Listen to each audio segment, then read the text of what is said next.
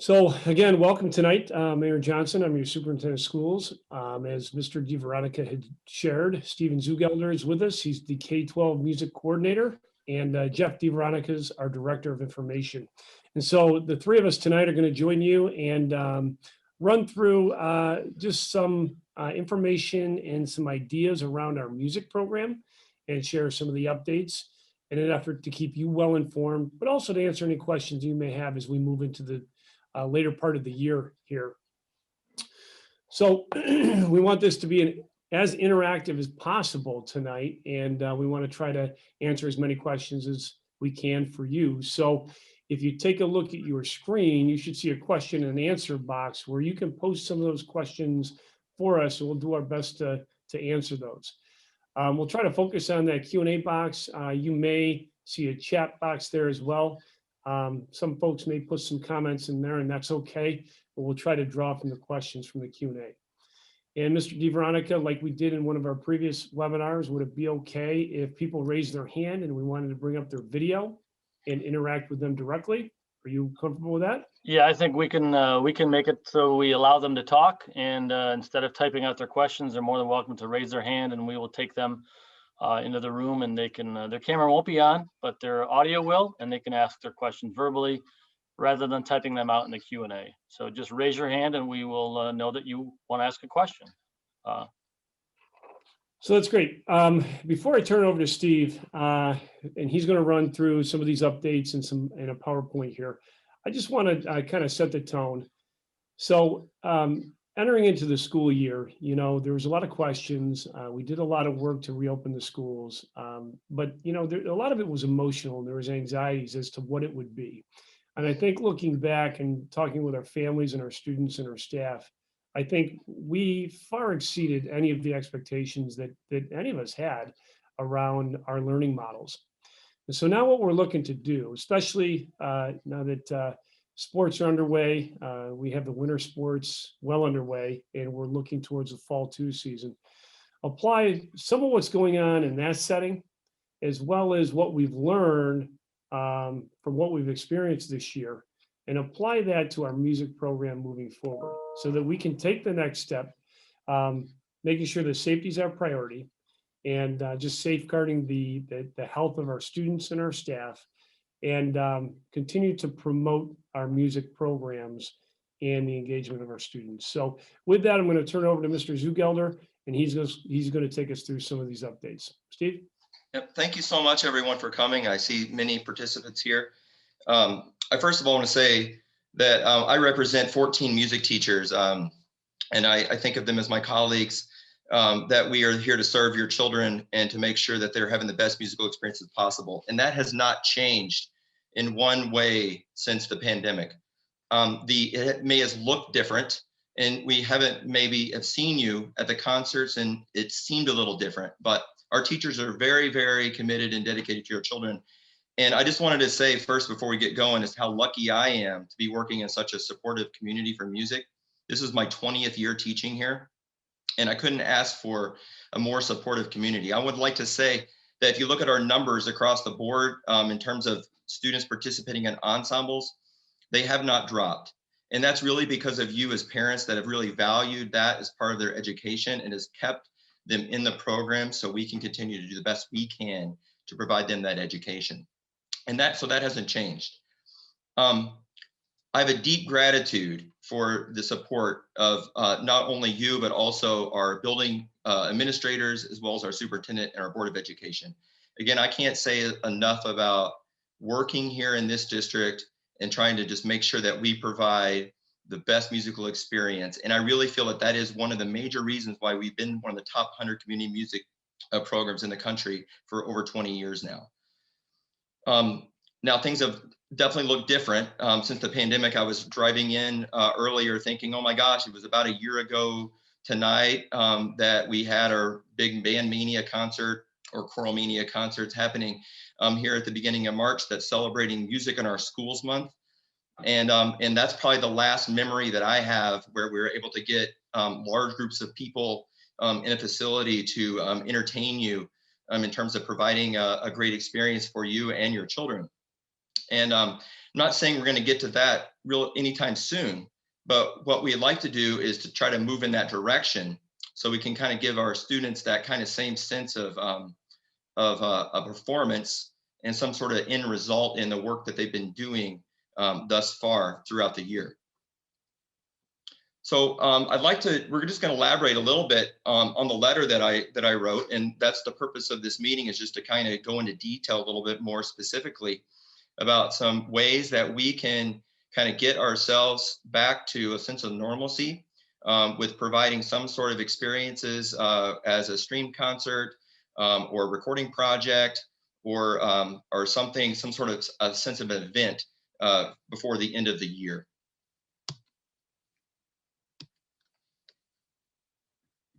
So I think trying to toggle to my next slide. It's not quite working here. Oh, here we go. So I just want to kind of give just a couple ideas before we move into the major presentation. I want to kind of just give an update of what we've been doing. Our students have been learning a great deal about music. They've been participating a great deal in music, and you can see we've had music program all the way from our K all the way through our 12th grade, and a few clubs and activities also happening sprinkled in through at the high school. But our students at Brook Free, Briarwood, Seneca, and Colebrook, and Listwood South, and those are our K3 buildings, have been really focusing a lot on rhythmical understanding.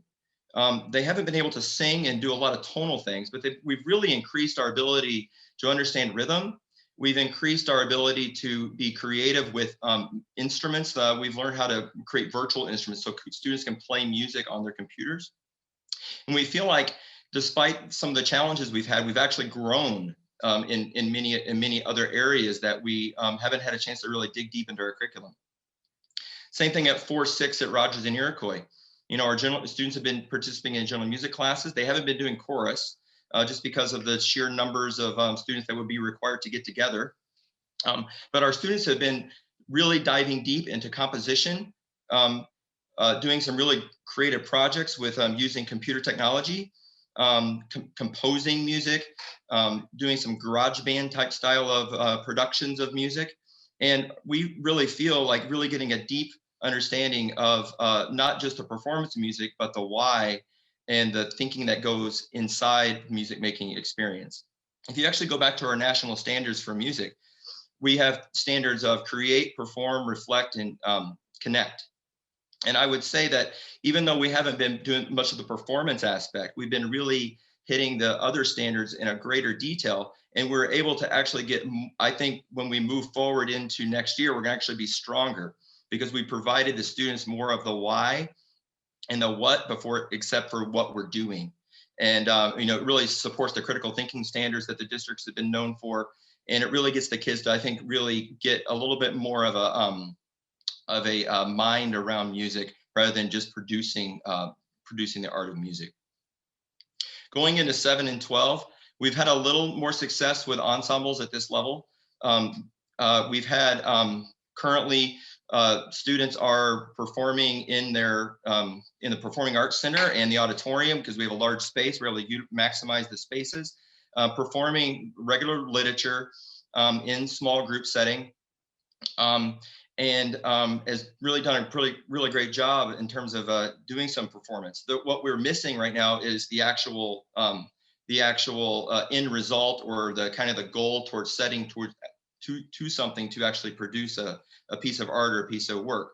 And that's where we need to go next. Is now we've been doing all this work. Now how do we kind of get there? So I do want to say we've been really focusing in on individual performance skills. Students are way more independent than I think they were prior to the pandemic because it's forced students to really perform at a very individualized level. There's not a whole lot of people around them. So when they're playing their instrument, they're pretty much the only person playing at that time. So that's really increased that independence. They have increased their performance skills. Many students are going to Solo Fest, there's virtual Solo Fest.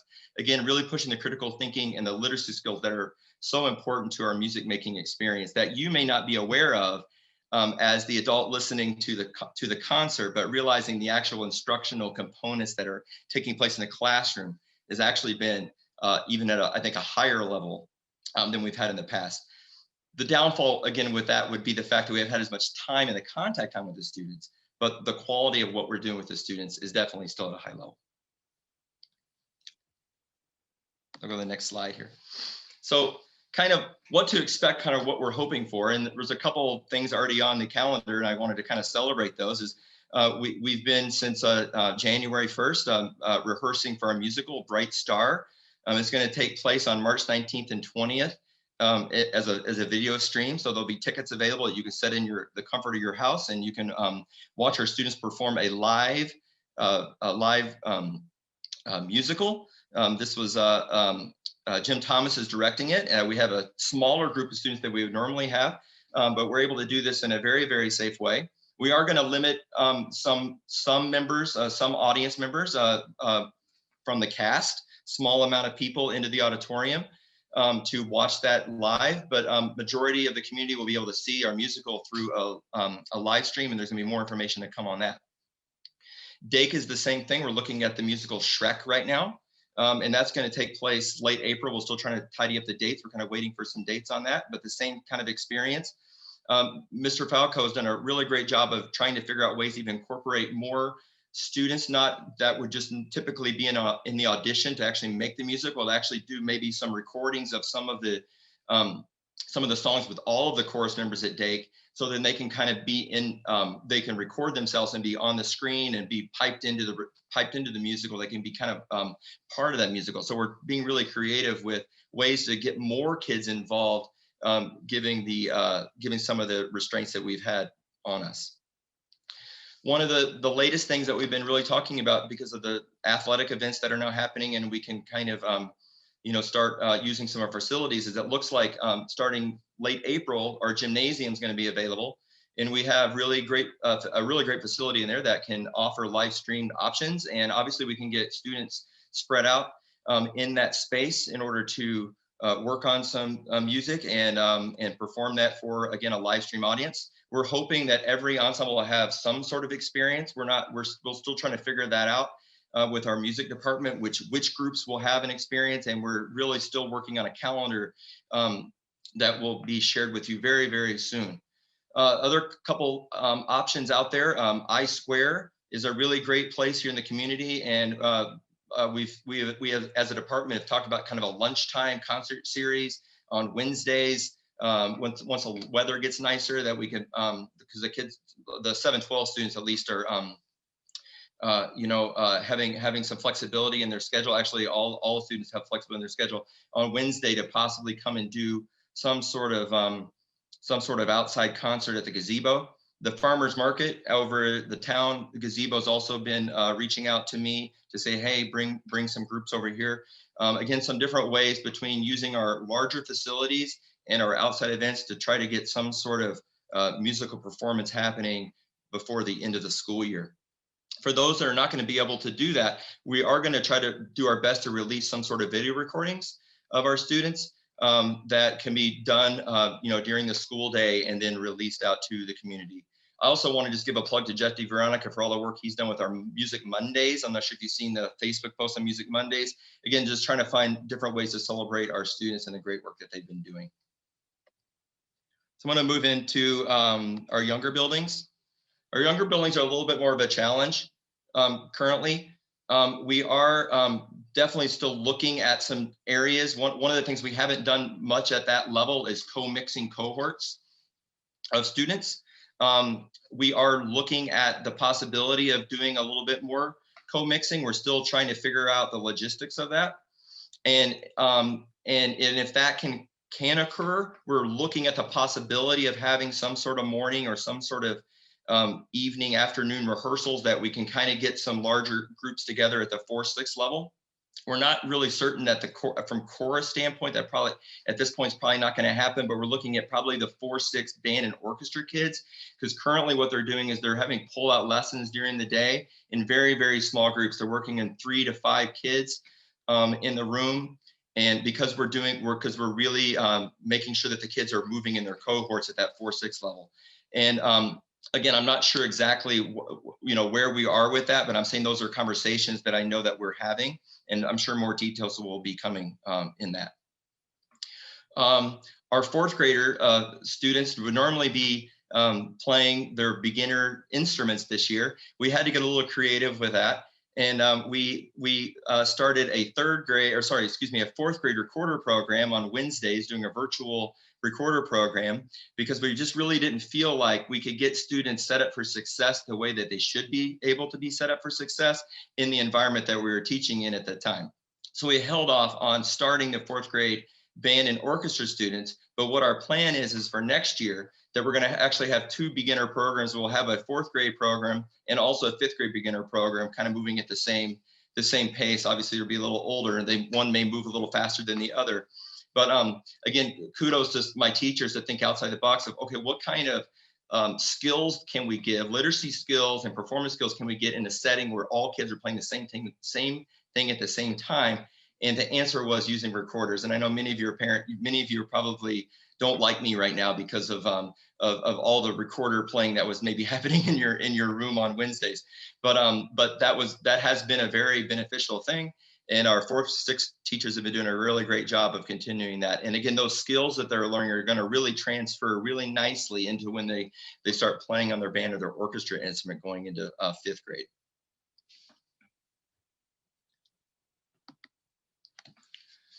So obviously we want to get to here. So now I want to kind of shift gears a little bit of how we're going to do this safely, using our CDC guidelines and the research and kind of what we've learned through the pandemic on how we can produce music safely, using models across the country, using models here in New York State, looking at the colleges and kind of how they've gone about doing some things. Also now mirroring, because of our numbers continue, and we hope that they can continue to drop, and that we can offer our athletic events the way we are. So I think if we would go to doing some sort of streamed concert with a small audience in the gymnasium, what we would do is we would follow the same guidelines that mirror athletic events. I just came in the high school here. There's a basketball game going on, and you know, there's a couple ladies there at the desk, and she's signing the folks in that had a ticket, asking them the COVID questions, making sure that they feel good, understanding they need to be wearing a mask at all times, and that they are sitting apart from each other in the bleachers as they're watching the game. I don't see how music could be any different than that, where we would have a small group. If there's, let's just say, wind ensemble is performing a concert, we could have the wind ensemble parents come in, socially distance apart, making sure everyone's safe. And let's just say we were going to have a orchestra concert happening on the same night. What we would do is, just like a JV or varsity game, we would clear people out of there. We would sanitize the bleachers and get everything set. The next group would come in, set up, and perform. So we feel like that we could mirror athletic events in order to have some sort of small concert, but more importantly, giving that experience for our students that are able to get together to actually perform something that feels a little more normal and something more like what they would normally be performing in, and what they kind of signed up for, I guess you would say, in terms of being in our music program.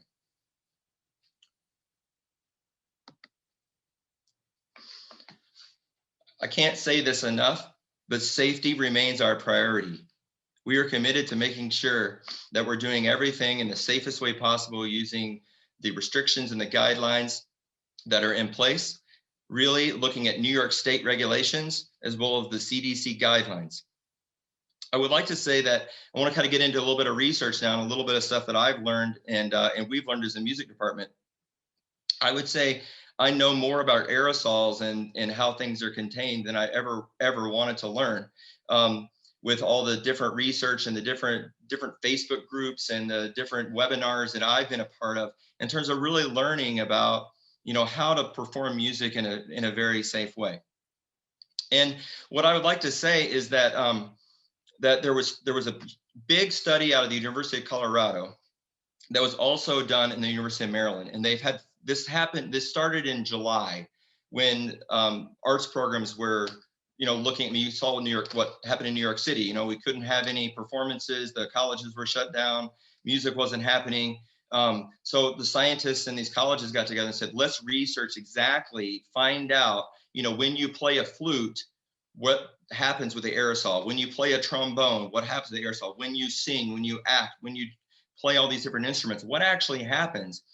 And then they looked at where it leaks from, how it's contained, looked at air exchanges, looked at how, you know, how it can travel. And so we learned a lot from this research. They've had 3 rounds of the research study, and the 3rd round was just released in January. I'm going to share a little bit of this with you in a little bit. But what my slide here is saying, and this is looking at colleges, because the colleges kind of followed. They for the most part, the colleges were doing masking. They were following this Colorado study, and they were not, I would say, as cautious as we were here in New York State with how we got our ensembles together.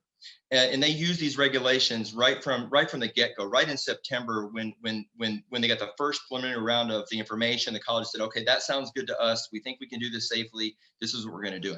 This is what we're doing. Well, I'll say that from the CBDNA, which is the College Band Directors Association, that they looked at things through the entire fall, and there was not one single spread of COVID-19 within the ensembles as they were following the recommendations and the regulations set by the CDC through this Colorado study. And I wanted to kind of just put that quote out there so you can kind of see that.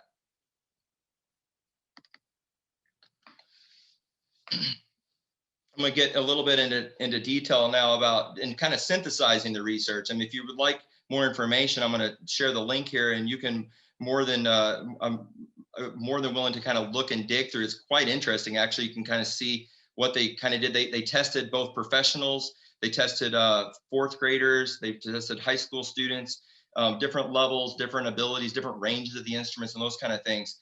And they really came up with a list of recommendations of how we can perform music safely using the CDC guidelines. So this is from the 3rd round. This was in January. I think it was January 2nd. This was published. And basically, what they thought in September is exactly the same as they think now. And that we can do this in a safe way if we mask our students, we have appropriate distance, we monitor the amount of exposure and the amount of time that they're inside a room, and looking at the filtration systems that are in our room, and then also looking at hygiene. Let's face it, first thing that I thought of when I was performing is when I played the trombone, there's condensation that comes right on my bell or my spit valve. Where am I gonna, I would have no problem before COVID taking my spit valve and just letting it go on the floor. Well, now that's obviously not something that we want to do. So we've been way more sensitive using actually puppy pads or towels to put on the floor to contain these contain these things that we just never really even thought about as musicians. If you really think about it, it's kind of gross in terms of what we produce. So the hygiene was a big push, and also looking at instrument cleaning and those kind of maintenance and instrument cleaning, those kind of things came out of this study as well. So let me kind of go into the masks. So the CDC recommends masking when playing. This came from the Colorado study.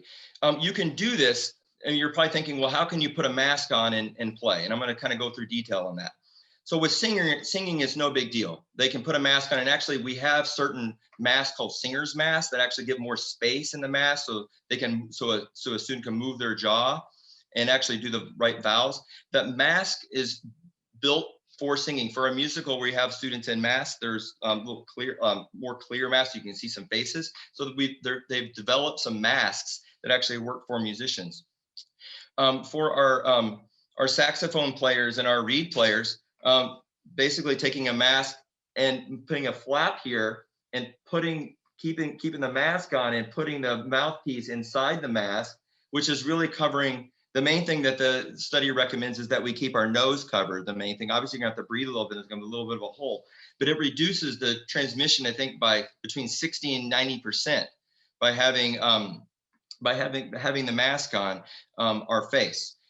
The other mask that's really important is called a bell cover mask. So these companies got pretty creative in terms of developing ways to cover the instruments with MERV 13 filtration systems, using that kind of fabric and those kind of things over our bells. That's going to prevent the condensation and the release of aerosols in the room. So the great news is there's been some masks that are actually developed, and there are certain things to go to cover the instruments. And we've been using these the whole time, by the way, from the beginning. Our students, we purchased masks for some of the students.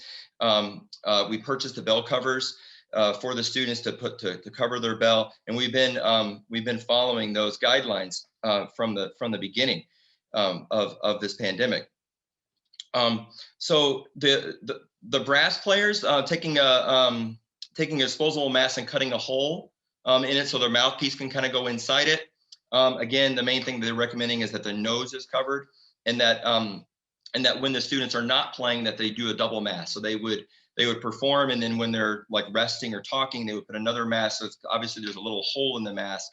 It's not going to be exactly as good as a regular mask, but that's what they recommend, like having a second mask. So when the students are kind of moving around, and let's say they're not 6 feet, then they are masked. So we're thinking that, the students are still going to be 6 feet away. I want to be clear with that we're not looking at moving students closer than 6 feet, because we know mask plus 6 feet as distance follows the CDC guidelines to a T, and we're not looking at any way to kind of break that that rule or guideline. The other thing was time. Our rehearsals are limited about 30 minutes. We have 42-minute classes. By the time the students arrive and get in their place and play, we're looking at about a 30-minute total playing time. And many of our ensembles do not run back to back. So it does give the room an ability to filtrate the aerosols that perhaps could be built up from playing or singing. And the other thing I wanted to kind of point out, and sorry, I lost my train of thought a little bit, was the airflow. Just making sure that if there's good filtration systems, and then obviously playing outside is one of our best courses of prevention. So we feel strongly that we follow masking, distancing, 6 feet distancing, reducing the time, thinking of airflow, and making sure that when students are not playing, they're still 6 feet apart with a full mask, that these guidelines will give us an ability to rehearse and to perform still at a distance that would give the students that sense of an ensemble experience that we are missing at this point in our curriculum. Steve, let me give you a quick second to catch your voice, catch your breath. Someone asked a question about the masks, the bell masks. Are we going to be able to provide those for the students? So like I said, the bell mask, we did provide all the bell masks. We have purchased the disposable mask, and we don't mind cutting those holes in the mask for students. But as far as the very specific masks, we have them on hand in case students can't get one. Those are things that would be probably better if they were provided from the families, and taking one mask and kind of sacrificing that mask of saying that's your music mask that lives in your trombone case, of just slicing a small hole through this. The singer's mask, we did purchase some singer's masks for the high school ensembles. So to answer your question, we are providing where we feel like we need to provide those masks, and definitely the more specialized, I guess I would say the more specialized masks we are providing. Steve, I can jump in and share a little bit more too. Specifically, we're providing bell masks, right? The bell. Steve? Say that again. I'm sorry, you broke up a little bit. I think the question was the bell masks. Those were provided for all students, correct? Yeah, we provided those back in September, and we still have extras on hand. Yeah. So one thing I want to point out is that, when Steve was talking about the air filtration system, all of our rooms, and we went through with our architects and engineers at the beginning of the year and just studied and confirmed our rates for airflow and the turnover of the air in the room. And so all of our rates, as far as the turnover of the air, is less than 15 minutes. And that's within and below the standards that are established by regulation for schools. And then we upgraded our filters. I think that Steve had mentioned that. And so one point that I want to stress as we go through this, music, just like all of our classrooms, we've provided and continue to provide multiple layers of mitigation as far as protecting our students and staff. So you got the distancing, you got the masking, you got the airflow rates, you got the upgraded filtration. These things have been in place and will continue to be there moving forward. Steve had touched upon the athletics, and that was kind of a pinch point, a sensitive spot for, I know, families with students participating in music, and I don't blame you. I got some calls about that. Hey, you know what? We're kicking off sports. What about music? And we've been working with the county. We've made, through our Monroe County Superintendent's Association here, some contact with the state, and nobody seems to have any reservations around applying the spectator guidelines that are in place for athletics to what we're doing here in music. And so again, by the time we get to some of these concerts, I have a strong feeling here, a hunch that we're going to continue to see these guidelines kind of develop over time. But right now, we continue to be guided by the regulations that were set forth by the New York State DOH back in September, August. And that does define the 6 feet, like Steve said. And, at that point, we chose to require the masking, which was actually just a recommendation at the time. So I think we're in a really good place, and we continue to monitor, our infection rates, both as a community, but also as a school here, with some of the survey testing that we're doing. Thank you for chiming in there, both of you. Want to kind of just go back a little bit on rehearsals. You're probably thinking, well, why is this different, moving forward than it is now? And what are some of those challenges associated with that? I want to just kind of talk a little bit about that. Currently, if you look at our Dake 7th grade band, for instance, we have about 50 students that are enrolled in 7th grade band. Half of those students come on Monday, and half of those students come on Tuesday.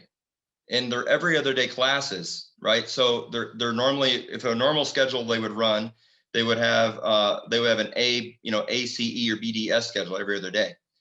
We've limited the amount of time we've had with our students to 1 day a week.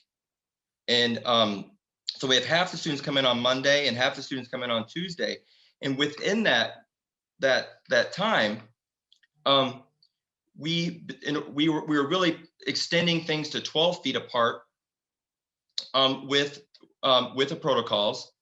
And so what we would do is take that group of, let's just call it 25, and we had split it again. So we'd have 12 students in the room with Mrs. Welch, and we had 12 students in a different room in the cafeteria, or it's called the all-purpose room over at Dake, working with another 12. So the students, would they normally be playing in a band of 50, are really only rehearsing in their groups of 12. It's a big difference of performing music in a group of 12 when you're used to playing in a group of 50. Just the comfort is like, when you sing, it's very more comfortable when you're singing with a bunch of people, because you don't want them to really hear how you sound. So what we're trying to say is we're not going to be able to switch the schedule. I mean, right now, at least, unless Dr. Johnson tells me otherwise, I haven't got any information that we're going to change anything in terms of switching the schedule. So we're not talking about that. We're talking about what can we do within the time frame that we have the students, and can we get them a little closer together, between closer to the 6 foot time, because we can then actually have 25 kids in a room practicing together. And then when we go to doing a concert, we can get 50 kids in the gymnasium at a reasonable rate. 50 kids in the gymnasium at a 12 foot distance is going to not sound very good. It's not going to work. I mean, students are not going to be able to perform and make it sound like something that you would want to listen to. So, yep. Do you mind if I cut in real quick? Sure. Not to cut you off, but we do have a really good question by Brian Bohr, and I just want to address that as we continue to go through this. Just looking at our timekeeping here, and it's 6:35. Just being respectful of people's time. we'll try to keep it succinct and get people off into their families by 7. But Jeff, do you mind pulling up Brian? Do you think we can interact with Brian? And then we also have a parent with a hand up that we can get to next. Yeah, I don't know if Brian wants to speak. He Okay. didn't raise his hand, but I can try to bring him up. He's got a hand up now. Oh, good. Oh, perfect. Okay, Brian, your microphone should be open, sir. Hi, can you hear me now? I can, Brian. Yep. Welcome. Yeah. Well, thank you. Full disclosure, I am a music teacher in a neighboring school district. So, of course, it's a question that's on my mind. And my question, Stephen, is regarding the 12-foot spacing. I know that New York State DOH is still recommending 12-foot spacing for wind instruments and singing. And I see that you're suggesting that we can move towards 6 feet. I'm just curious, what is the decision-making process that and how you're able to accommodate it at this time? I know that there's a lot of folks advocating for that on a state level, and wondering what the thought process is and how we're able to get to that point. Brian, you mind if I chime in on that one first? Go right for it. Thank you. Yeah, you know, you're in this, so you know, this is a major topic of conversation. In fact, spent about almost 2 hours today with the superintendents and Dr. Mendoza. And I think what we're seeing right now, Brian, and again, I think you're experiencing this, is kind of some conflicting guidance coming from the CDC and the New York State DOH around this, and just really our classrooms in general. And I mean, shooting you straight, it seems like our Monroe County Public Health Department has really kind of backed out of the conversation per se, and have deferred to both the CDC and the DOH, the New York State DOH, because those really are and have been the governing bodies that are dictating what we're doing in our schools. So that's appropriate, you know. And you know, what we've talked about here locally is that you know, the DOH guidelines are still in place, 6 feet, and then 12 feet, as you said, for instrumentals. And what we're doing is we're preparing ourselves for what we believe will be a change.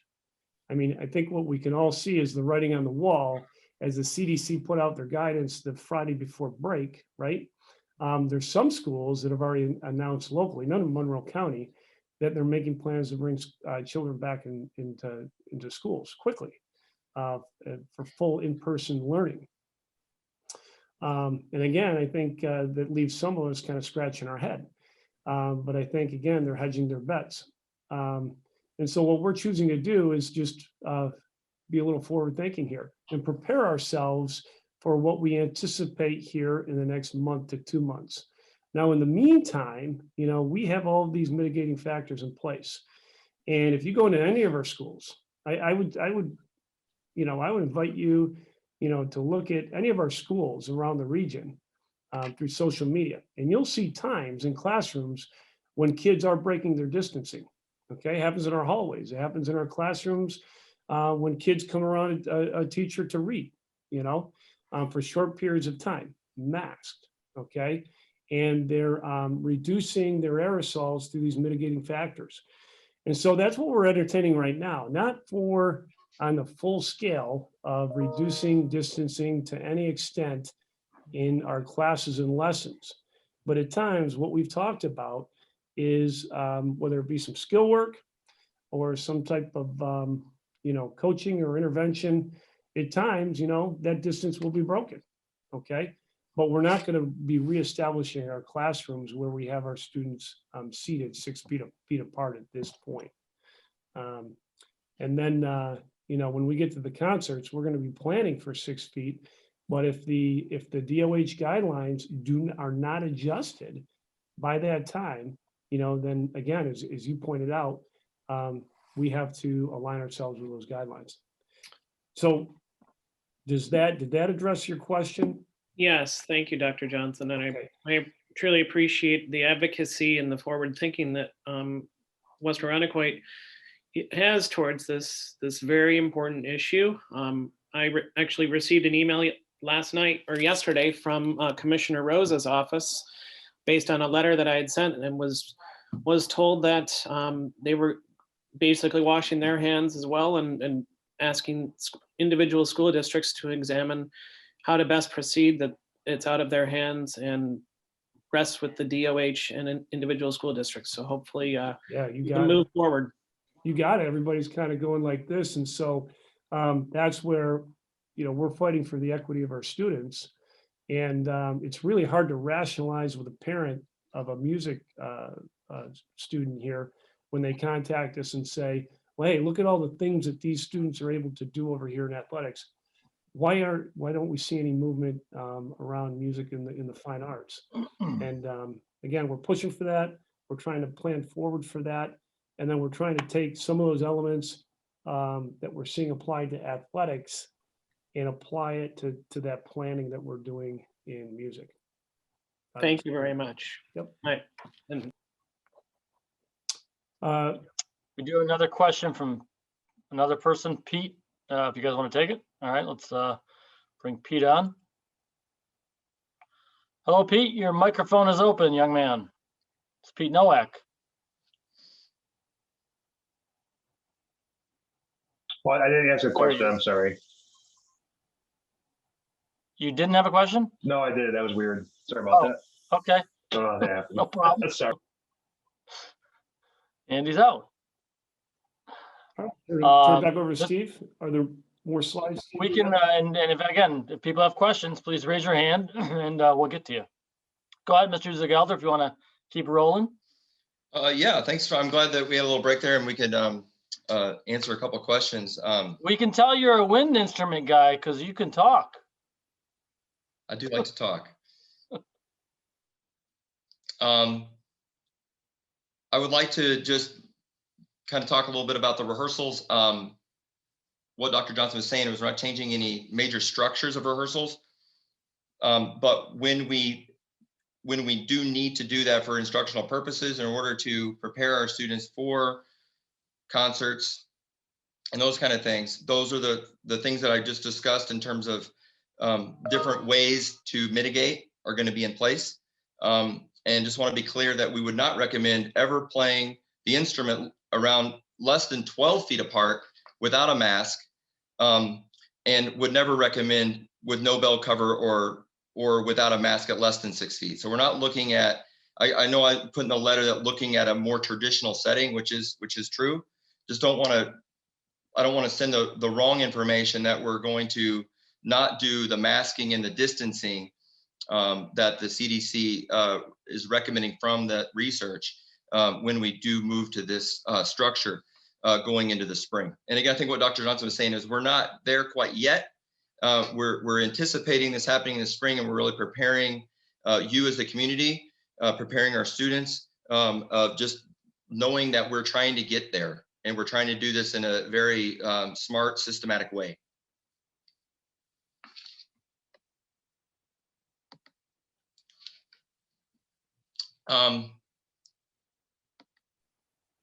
Just remind everybody if they want to have a question, if they want to ask a question, to raise their hand, or they can get in the Q&A and type it in. But very informative stuff, Mr. Zagelder.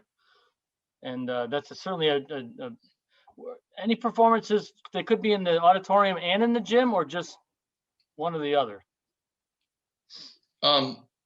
Depends on the size of the group, but even at a 6 foot distance, we got to make sure that that could actually fit on our stage with the right amount of people that would be on there. The gym seems to be more of a realistic, possibly on some smaller ensembles, possibly the odd. The musical will happen in the odd, which will be on a live stream. But I just wanted to, kind of show you that, this came from National Federation of State High School Associations. Again, this is kind of where it's coming, where this is being released from. Again, just kind of pointing out, here's the third release of the information. There's the University of Colorado and the University of Maryland, that they determined that singers produce aerosols at similar rates as woodwinds and brass. The amount of aerosol dispersed by singers varies depending on the consonants, vowels, intensity, and pitch. And then they talked about face shields here a little bit, and then you can kind of see down here. Stephen, we're not seeing We the, just see the 2 links. Oh, you just see the 2 links. It didn't pop up. Okay. Anyway, maybe I can figure out a way if you want to see that research. I can try to send you the link for whatever reason. When I clicked on the PowerPoint link, it didn't. I can see it, but it's not working for you there at home. When we post it, Steve, I can include the links if you'd like when we post Yep. this video later. Okay, so just kind of showing you that there is a lot of information and data out there that that supports the idea that 6 feet with masking is the way to do the art safely. And you can kind of see now, concerts, the RPO, Buffalo Symphony, New York City is starting to do some shows. That's really what they're using as a safe way. And so, we're kind of getting to that point where to get our level of performance happening, that we want to kind of share with you as an audience that using 6 feet with bell coverings and those kind of things is considered safe in relation to the research that is out there currently. why don't we open it back up for questions and, Yep. and see what pops up here? We have a question. Will students in the Dake musical need to provide their own specialized PPE, or will the district provide that?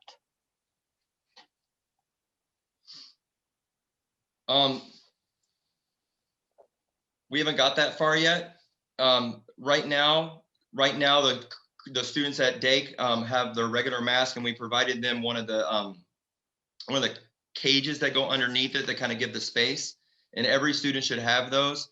We haven't purchased the actual singer's mask for Dake yet, but if we needed to go there, we needed the specialized mask, we would certainly do that. Yeah, and Steve's spot on. I mean, part of the regulations going back to August requires schools to provide staff and students with the proper PPE. So if students did not have access to that, just like when they walk into a school, if a student doesn't have a mask, we hand them a mask. We would have whatever is necessary there for the students. And so We have another question from Sarah asking if families will be allowed to attend concerts in person. Similar to sports events, will there be a limit to 2 members? In sports, it's basically 2 passes per athlete on the team. Steve, has that been ironed out? It hasn't been ironed out, but I think it would make logical sense to mirror what athletics is doing, and so we stay consistent with the district. Yep. I think that's happening throughout the county with sports. That's the way they're doing it. So.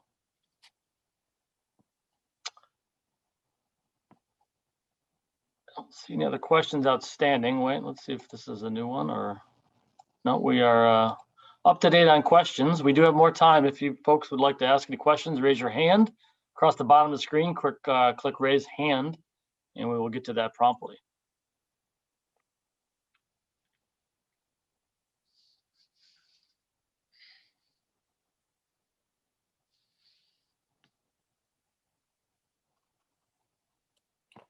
Okay. Well, Jeff, I know that we're closing some things out here. Again, like I had alluded to earlier, spent some time with Dr. Mendoza today and the superintendents, and I can share a little bit more of the forecasting with that.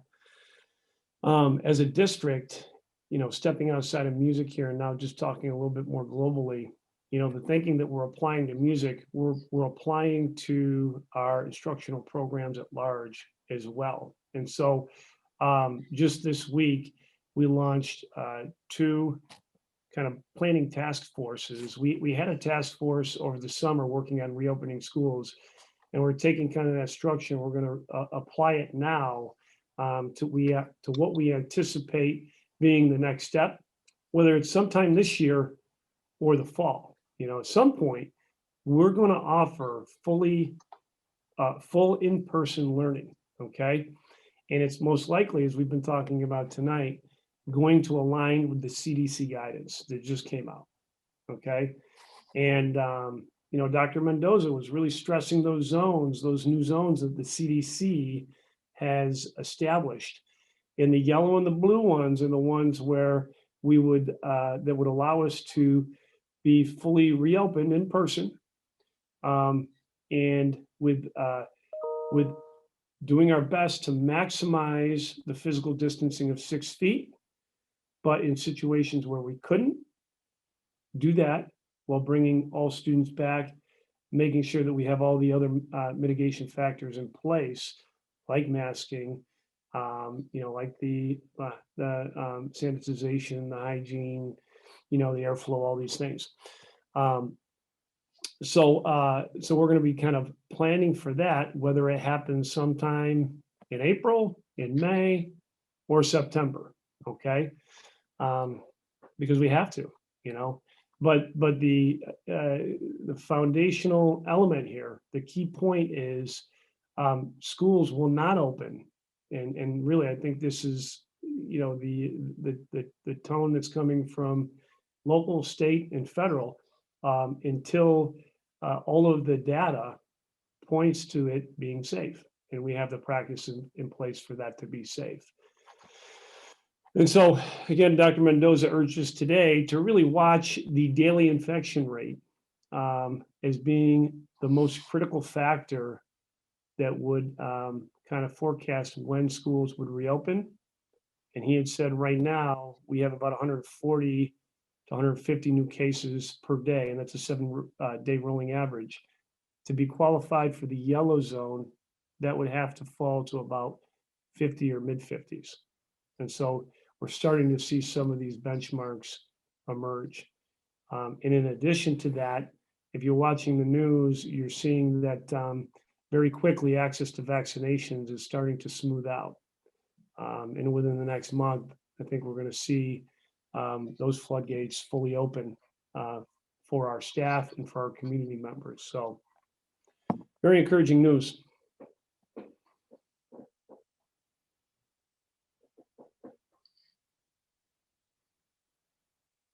Steve, anything else? No, I just to kind of wrap things up, I just wanted to say again how grateful I am, as you as the parents that are continuing to support your children, are remembering, to come to school with their instrument,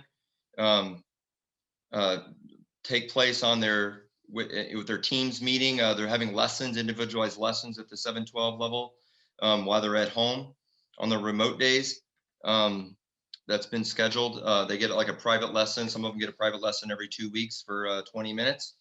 Those are going quite well. And I just wanted to, again, just say thank you so much, for all your involvement in your child's life, in our children's lives, to make sure that music is an important component of the development of our children. And I wouldn't want to work in West Irondequoit if I didn't have the community that we have here. And I just wanted, again, just to kind of say how grateful I am for that. And I do just appreciate you guys sticking with us and being patient and understanding, and really supporting us through your child's involvement in our program. So I just want to kind of say, you can always email me, reach out, call me if you want to talk about different things, and different things that we can do better to provide that experience for you and your children. And just kind of leave you on that note. I just want to say thank you so much for your time this evening. And I really look forward to getting in front of you and announcing concerts and welcoming you to events, hopefully sooner than later. So thank you so much for your patience on everything, and have a great evening. Steve, if I can just add to that, I don't want to shortchange you and leave you out. I think, what I've noticed, and you hit the nail on the head for me, the people of West Irondequoit are what make it such a high quality learning environment for our students. And our music program is no exception. And that really starts with our teachers and you as a leader of the program. So I want to say thank you, Steve. You invest a lot of time. Our staff invests a lot of time in making sure that we're attentive to the details, we're supportive of the students, and we build really strong relationships with our families that just foster this culture. So appreciate that. Thank you, everybody that joined us tonight.